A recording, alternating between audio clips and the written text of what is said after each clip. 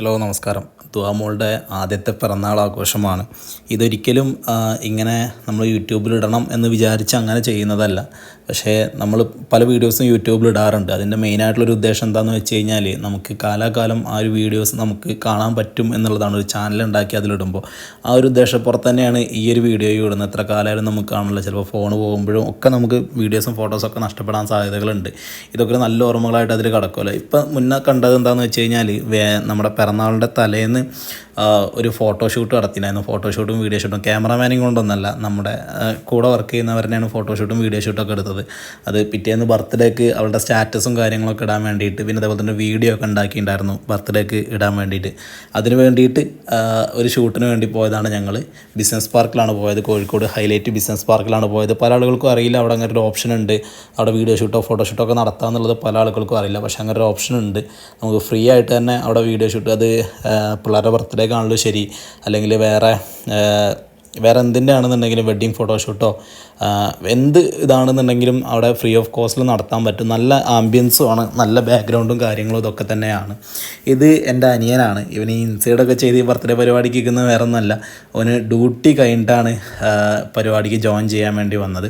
നമ്മൾ ബർത്ത്ഡേ ആഘോഷിക്കുന്നത് ഞാൻ വർക്ക് ചെയ്യുന്ന റെസ്റ്റോറൻറ്റ്സിലെ ഒരു റെസ്റ്റോറൻ്റാണ് ഗ്രില്ലാക്സ് ഹൈലൈറ്റ് ബിസിനസ് പാർക്കിലുള്ളത്. അവിടെയാണ് നമ്മൾ ആഘോഷിക്കുന്നത്. നമ്മുടെ സ്റ്റാഫുകളും നമ്മുടെ കൂടെ വർക്ക് ചെയ്യുന്ന എല്ലാവരും അവരുടെയൊക്കെ കൂടെ ആയിട്ടാണ് നമ്മളിത് ആഘോഷിക്കുന്നത്. ശരിക്കും നമ്മളിത് അത്ര അങ്ങോട്ട് പ്ലാൻഡ് അല്ലായിരുന്നു. പ്ലാൻഡ് അല്ല എന്ന് പറഞ്ഞു കഴിഞ്ഞാൽ നമ്മൾ വിചാരിച്ചിട്ടുണ്ടായിരുന്നത് ദുബൈയുടെ ആദ്യത്തെ ബർത്ത്ഡേ ഓർഫനേജിലും അതേപോലെ തന്നെ ഓൾഡ് ഏജ് ഹോംസിലൊക്കെ ആയിട്ട് നമുക്ക് അങ്ങനെ നടത്താം എന്നുള്ളത് മാത്രമേ വിചാരിച്ചിട്ടുണ്ടായിരുന്നു. വേറൊരു പ്ലാനും പരിപാടി ഒരു ആഘോഷമായിട്ടുള്ളൊരു സംഭവം നമുക്കില്ലായിരുന്നു. പക്ഷേ എന്താ പറയുക, നമ്മുടെ കൂടെ വർക്ക് ചെയ്യുന്ന ഒരു സ്റ്റാഫുകൾ ഇവരൊക്കെ നിർബന്ധിച്ചപ്പോൾ നമ്മൾ അന്നത്തെ ദിവസം 2-ാം തീയതിയാണ് ബർത്ത്ഡേ. 1-ാം തീയതി കഴിഞ്ഞ് രാത്രി 2 മണി തുടങ്ങുന്ന 12 മണി തുടങ്ങുന്ന ഒരു 1:30 ആയപ്പോഴേക്കും നമ്മൾ ഇവിടെ വന്ന് കേക്ക് കട്ട് ചെയ്യലും കാര്യങ്ങളും ഇതൊക്കെ ആയി. അന്നത്തെ ദിവസമാണ് 1-ാം തീയതിയാണ് നമ്മളെല്ലാം കംപ്ലീറ്റ് പ്ലാൻ ആക്കുന്നത്. ഡ്രസ്സ് എടുക്കുന്നതും ഒരേപോലത്തെ ഡ്രസ്സ് എടുക്കുന്നതും കാര്യങ്ങളും, പിന്നെ കേക്ക് ഓർഡർ ചെയ്തത് കഫേ അൽബാസിയോ എന്ന് പറയുന്ന കോഴിക്കോടൊക്കെ ഒരുപാട് ഔട്ട്ലെറ്റ്സുള്ള അവരുടെ നിന്നാണ് കേക്ക് ഓർഡർ ചെയ്തത്. അവർ നല്ല ഡിസൈനായിട്ടാണ് അവർ തന്നത്. പിന്നെ രാജേഷ് ഏട്ടൻ എന്ന് പറയുന്ന അതിൻ്റെ ഓണർ എൻ്റെ ഒരു ഫ്രണ്ടും കൂടിയാണ്. നന്നായിട്ട് തന്നെ കേക്കും കാര്യങ്ങളും ഇതൊക്കെ നന്നായിട്ട് ചെയ്തു തന്നു.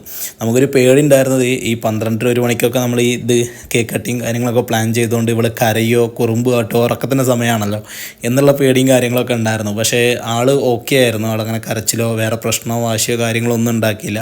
ആളും എല്ലാവരും കൂടിയും കണ്ടപ്പോൾ അവളും തന്നെ ഭയങ്കര ഹാപ്പി ആയിരുന്നു, ഭയങ്കര കോപ്പറേറ്റീവ് ആയിരുന്നു. നമ്മൾ തൊപ്പി വെച്ചെടുക്കുമ്പോഴും കണ്ണാടി വെച്ചെടുക്കുമ്പോഴൊക്കെ ആളിത് എൻജോയ് ചെയ്തിട്ട് തന്നെ ആൾ നിന്നിട്ടുണ്ടായിരുന്നു.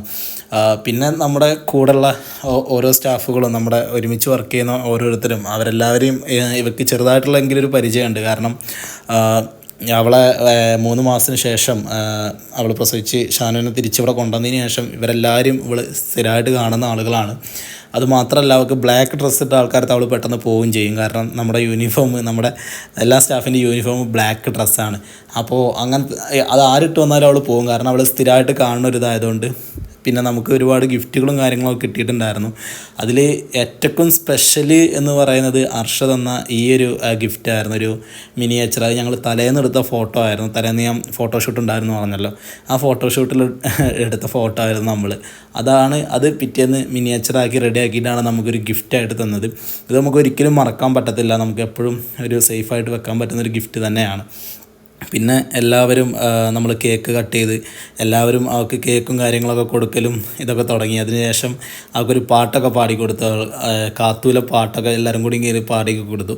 പിന്നെ നമ്മൾ മെയിനായിട്ട് ഇന്നത്തെ ബർത്ത്ഡേൻ്റെ അന്നത്തെ ഞാൻ പറഞ്ഞല്ലോ ഓൾഡ് ഏജ് ഹോമിൽ പോവുക എന്നുള്ളത്. ഓർഫനേജിൽ നമ്മൾ ഡ്രോപ്പ് ചെയ്ത് പറഞ്ഞാൽ കംപ്ലീറ്റ് ഡ്രോപ്പ് ചെയ്യല്ല, നമ്മൾ ഇവളെയും കൊണ്ട് പോയിട്ട് കേക്ക് മുറിക്കലും ഭക്ഷണം കഴിക്കലും ഒക്കെ. നമ്മൾ ഓർഫനേജ് പറഞ്ഞാൽ ഈ അച്ഛനമ്മ ഇല്ലാത്ത കുട്ടികളാണല്ലോ, അവരുടെ ഇടയിൽ നമ്മൾ കൊണ്ടുപോയിട്ട് ഇവളുടെ ഒരു പരിപാടി ആഘോഷിക്കുക എന്ന് പറയുന്നത്. നമ്മളപ്പോൾ അവിടുത്തെ ആഘോഷം നമ്മൾ ഡ്രോപ്പ് ചെയ്തു.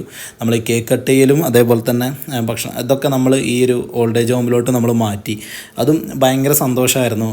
കാരണം എന്താണെന്ന് വെച്ച് കഴിഞ്ഞാൽ നമ്മൾ നമ്മൾ പ്ലാൻ ചെയ്തതായിരുന്നു ഇങ്ങനെ ചെയ്യണം എന്നുള്ളത്. നമ്മൾ ആദ്യം മുതലേ വിചാരിച്ചിരുന്നൊരു കാര്യമാണ് ഇങ്ങനെ ചെയ്താൽ മതി എന്നുള്ളത്. അത് നമുക്ക് നടത്താൻ പറ്റി എന്നുള്ളത് വലിയൊരു കാര്യമായിട്ട് എനിക്ക് തോന്നി. കോഴിക്കോട് നിന്നൊരു 10 കിലോമീറ്റർ ഉണ്ട്, കട്ടാങ്ങൽ എന്ന് പറഞ്ഞ സ്ഥലത്താണ് ഈ ഒരു ഓൾഡ് ഏജ് ഹോം ഉള്ളത്. നമുക്കും നമുക്ക് ഒരു നോർമൽ ആഘോഷിക്കുന്നതിനേക്കാളും കൂടുതലായിട്ട് ഇവരുടെ കൂടെ ആഘോഷിച്ചപ്പോൾ അവർ ഇവൾക്ക് കൊടുക്കുന്നൊരു അനുഗ്രഹവും കാര്യങ്ങളും ഇവരുടെ അടുത്തുണ്ടായിരുന്നൊരു സ്നേഹവും കാര്യങ്ങളും പെരുമാറ്റം ഇതൊക്കെ കാണുമ്പോൾ നമുക്കും ഭയങ്കര സന്തോഷമായി. അവൾക്കും തന്നെ പെട്ടെന്ന് ഇത്രയും ആളുകളെ അല്ലെങ്കിൽ ഇങ്ങനെ പ്രായമായ ആളുകളെയൊക്കെ കാണുമ്പോൾ അവൾക്കും തന്നെ പെട്ടെന്ന് ആദ്യം ഒന്നൊരു ഷോക്കായി. വലിയൊരു പോക്കും കാര്യങ്ങളൊന്നും ഇല്ലായിരുന്നു. പിന്നെ എല്ലായിടത്തേക്കും പോക്കും കാര്യങ്ങളും കൊടുക്കലും ഇതൊക്കെ ആയി. അപ്പോൾ ഞങ്ങളുടെ ജീവിതത്തിലെ ഏറ്റവും വലിയൊരു സംഭവമാണ് ദുആയുടെ ആദ്യത്തെ അവൾ പ്രസവിച്ചത്. അതൊരു ഇമ്പോർട്ടൻ്റ് കാര്യമാണ്. അതേപോലെ തന്നെ ഒന്നാമത്തെ ബർത്ത്ഡേ എന്ന് പറയുന്നതും ദൈവം സഹായിച്ച് നന്നായിട്ട് നടത്താൻ പറ്റി വലിയൊരു കാര്യമാണ് ഞങ്ങളുടെ ജീവിതത്തിലെ. Thank you.